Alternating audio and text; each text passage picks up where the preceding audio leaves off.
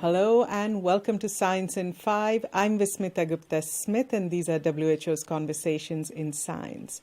Today we're talking to Dr. Oliver Morgan about the trends that we are seeing around the world for COVID-19. Welcome, Oliver.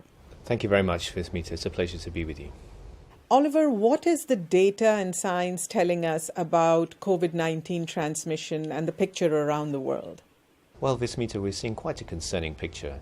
Throughout the months of March and April, there has been a steady increase in the number of cases each week, and the weekly number of cases is now higher than in any time in the pandemic. We've also seen that the number of cases in younger adults and children might be higher than in previous periods of the pandemic.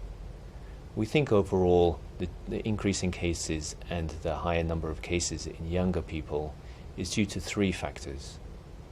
One is because of changing adherence to public health and social measures and resulting in increased social mixing. The second might be due to the circulation of new COVID variants that are more transmissible.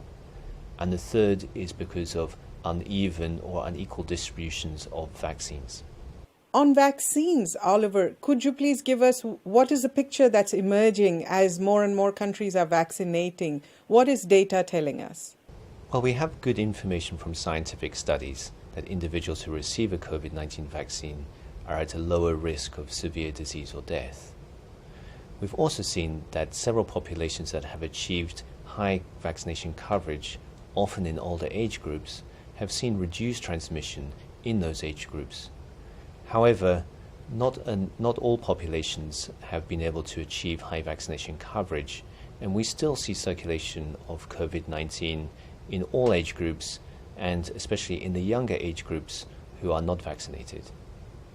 For this reason, it's very important that we all continue to adhere to public health and social measures to reduce the occurrence of transmission of COVID-19.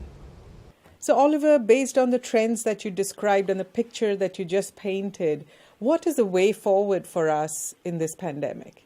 Public health and social measures are an important part of what we all must do, even though people are getting very tired. Public health and social measures include a number of different actions, such as wearing masks, maintaining distance between each other, washing our hands frequently. When we do need to meet, it's important that, where possible, we meet in places with good air circulation. And also importantly, when we do have the opportunity to receive a vaccine, we take our vaccine when we have that chance. So an additional factor that we must also continue to focus on is making sure that we have good surveillance and good laboratory testing so that we know where infections are occurring. This allows us to adjust the public health and social measures as needed. And these must be done along with good contact tracing, treatment and isolation also for all populations. It is also important for us to keep investing in science, both on vaccines, but importantly on treatments as well as laboratory tests for COVID-19 so that we can improve our interventions as we go forwards. Thank you, Oliver, for explaining the science and especially telling us about the importance of investing in science. Until next time then, stay safe, stay healthy, and stick with science.